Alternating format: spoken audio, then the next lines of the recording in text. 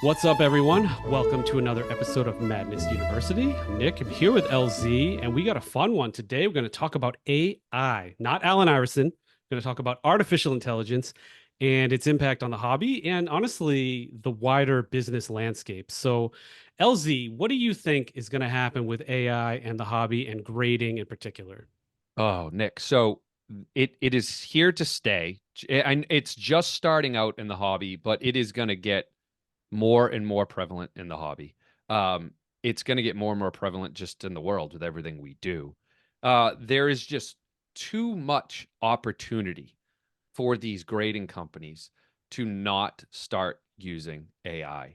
Um, if you think about grading, right, you're thinking about you always the grading companies are looking at corners, they're looking at surface area, they're looking at centering.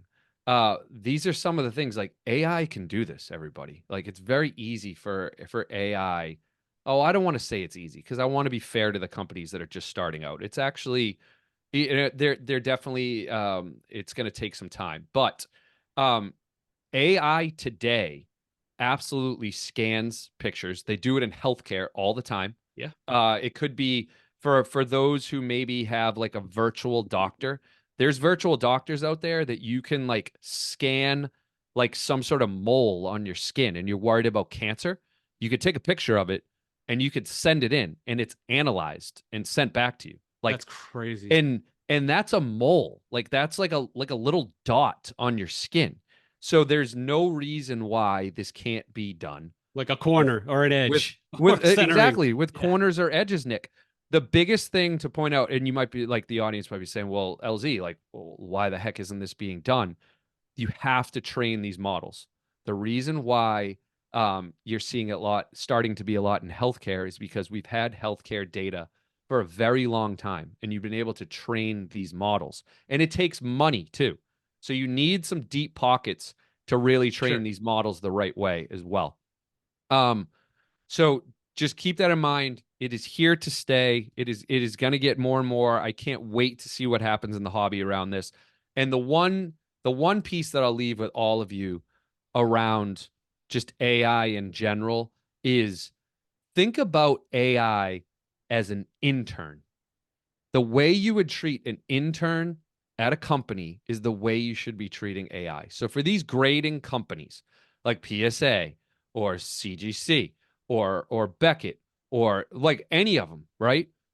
They we don't want to replace the human, but you do want that intern to be able to go and Right. do research for you. So the intern can take you 60% of the way, 70% of the way. And then you need that human to go double check, verify that everything's good. So that's how you should be thinking of AI, and these grading companies should be thinking about AI. Yeah, it's interesting. Like Yeah. I think about AI and it's kind of like it's almost like discovering fire. I think it's going to have that level of impact on humanity. I mean, I've got a lot of years of management consulting experience and entrepreneurship and business investing, and I can just, I've disrupted companies, I've helped companies disrupt themselves, and I can't help but see what's happening in this landscape. I mean, just for this show, just for this podcast, I use AI 5, 6 times a Mm-hmm. day. Everything from helping me with descriptions of videos to disguising a guest's voice to recommending ideas. It's wild and Sure.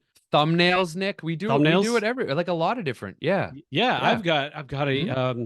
a piece of software where I could say I want you to draw a lion smoking a cigar playing a piano, and it will do it. Mm-hmm. And I don't need an artist, and it's pretty wild. So I think it's going to have a massive impact on the hobby. I mean, I get all this like, oh, I can't do what a human could do. It's like, well, fine, but there will be a cyborg moment where like right now AI tells you if a tennis ball is inside or outside of a court. I mean, I'm pretty sure it can tell you if it's 10 centering. Mm-hmm. Yes, it may not be able to authenticate an autograph like a human, but I have no problem with like looking at a surface or centering or corners. So I think the hobby, just like every other walk of life, and I think it's like 5 years, like within 5 years, massive, massive disruption. Mm-hmm. There's no company that fully uses AI grading yet. There's a couple little startups. Tag does not. Despite what people think, they don't use AI. We've Hmm. spoken to people who work there, um, but it'll be interesting. It'll be fun to see how it plays out. Um, the one thing I'll add is as this gets bigger and bigger, just in the hobby and in our daily lives, you need to have some skepticism whenever you're looking at a card or a video. Like I'm thinking of just the scammers that are going to come out because Yeah, they are definitely going to come out.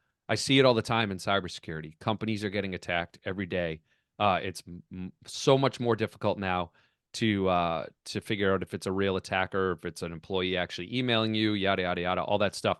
This is going to happen in the hobby. yeah. You're gonna get a Michael Jordan rookie card or a Mickey Mantle card offered to you for a cheap price. It's gonna look beautiful. It's gonna match the authentication. So similar to what me and Nick talk about, you have to find another way. You need to trust but verify. So Yeah. find another way to verify. Get on the phone with the person. You want to see some coining. We talk about coining a lot, but it can't be simple coining. It's got to be Yeah. like a video. It's AI got to will be. just make a nice post-it for you. They will. They will. So I mean, I actually think that we will probably do a separate episode on just how to protect yourself when it comes to this because let me give this one some thought, Nick, because I think Okay. there's a lot of we just got to be prepared for it, everybody. All right. Yeah. Sorry to go doom and gloom at That's the end cool. there. That's cool. I agree with you. All right. Yeah. So pop quiz time. LZ has no prep for this. And we're going to go the musical route because Oh, we did okay. that a couple episodes ago and it was fun. Yep. Um, I am a guitarist myself or aspiring guitarist. So I have Mm-hmm. my own thoughts on this. Who are your top two guitar players of all time? Ooh. Okay. Um, first, okay, I'm just thinking like going way back, like Chuck Berry days, like he was Ooh, just amazing, he invented it. amazing guitarist. Um, I don't know if I'm gonna like pick him just because like I didn't grow up listening to him, so I don't. I do appreciate that he was kind of almost you could even say the father of rock and roll. Um, but let me keep him in my back pocket. The first one that comes to mind is Eddie Van Halen. Oh, yeah. Eddie Van Halen played in Van Halen, lead guitarist. What he did with a guitar is simply amazing. He would like put drills up against his guitar Pound, that and like song is called Pound Cake. pound He cake. Yeah, look it literally up, everybody. hooked up a drill to the guitar. Yeah. Mm-hmm. Everyone, the famous song by Michael Jackson, Beat It. I don't know if you know, but that guitar riff is Eddie Van Halen. And poor Eddie Van Halen actually gave that away for free to Michael Jackson. I don't think he got any royalties on that guitar riff, which is terrible. But all right, Eddie Van Halen is number one. Oh shoot. Oh man, I'm gonna remember so many more after this show, Nick. Oh, I got a good one. A newer person. John Mayer. Oh, perfect. John Mayer. Now, He's he doesn't ridiculous. he doesn't have the history that some of these other guys do, but he actually just recently did a tour where it was just him and his acoustic guitar. I didn't have a chance to go to that, but I heard it was just simply amazing because you truly got to hear his skills. So yes, those are the two: Eddie Van Halen and a little bit of a dark horse with John Mayer. Who are your So two? yeah, John would have been mine. I'm going to change it now, but just for Oh, the audience, okay. if you don't Ooh. think John Mayer with his soft little voice is a good guitarist, watch him play Neon on acoustic. Google that. That song is filthy. Like it's like most people can't even play it after 10 years. Mm. So all right, cool. So I'm going to go with an obvious one and a very not obvious one. I'll start with the obvious one, Hendrix. Um Hmm. he's a beast. I can play Purple Haze and a few of his songs, but the problem with Hendrix is his hands are so big. He could literally create chords that, unless you're Dr. J, you can't do. Like he could wrap his Interesting. thumb around, and it's wild. So with hands that aren't his size, I mean, he's awesome. Like just so creative, and yeah, truly all time guitarist. But okay, yeah, like it's like surprise me some more, Nick. The sleeper I got is Lindsey Buckingham, and a lot of people might not know who that Mm. is. That's Fleetwood Mac, and that guy, not only would he play guitar very well, but he would sing on top of it. and Never Going Back or Landslide. Try to play those songs. He fingerpicked. He didn't use a pick. So I learned to play Landslide. I'm going to try that next one soon. That's a lost art. People can't even do finger picking nowadays. And he was just a beast with it. I think he's technically sound. So those are my two. Okay. Great. All right. Good list. Good question. I All right. appreciate that one. Excellent. That was good. Another All right. Bye, episode everybody. of